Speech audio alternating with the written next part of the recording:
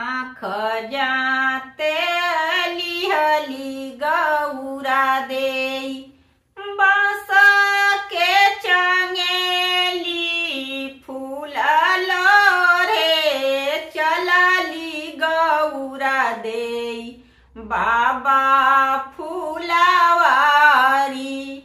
फूलल रे चलली गौरा देई बाबा फूलवारी।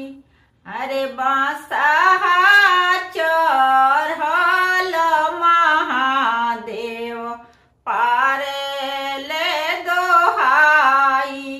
अरे बांसहा चढ़ल महादेव पारे ले दोहाई। आहे फूला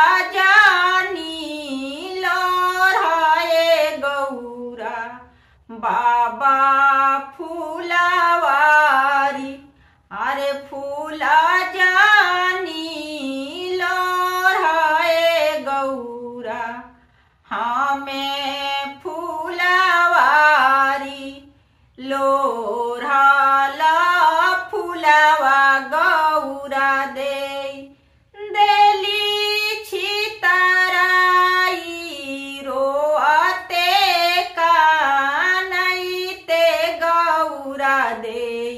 घरे चली आई रोअते कानईते गौरा देई घरे चली आई।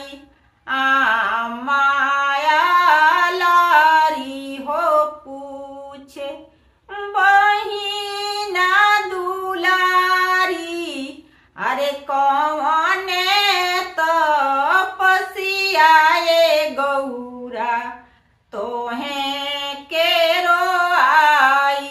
अरे कौन तपस्याए गौरा तोहे केरो आई।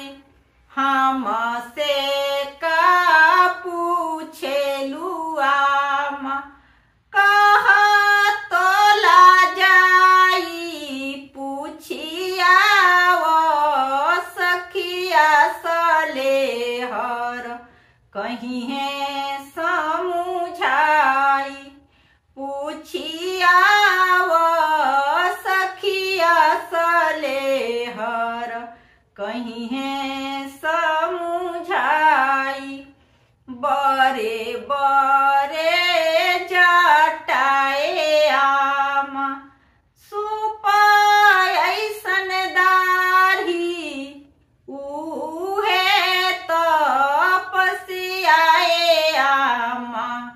हमें केरो आई।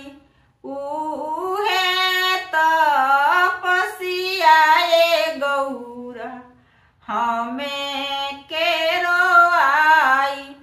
बुद्धि तोहरो जरो ए गौरा हरो तर ज्ञान। अरे अपने गौरा आपे नाही चिन्हलू। अरे अपने तपस्याए गौरा आपे नाही चिन्हलू।